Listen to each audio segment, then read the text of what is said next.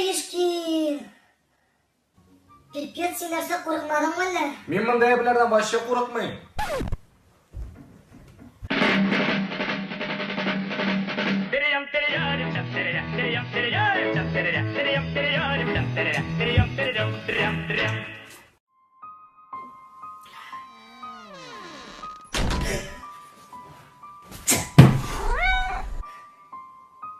Барсик?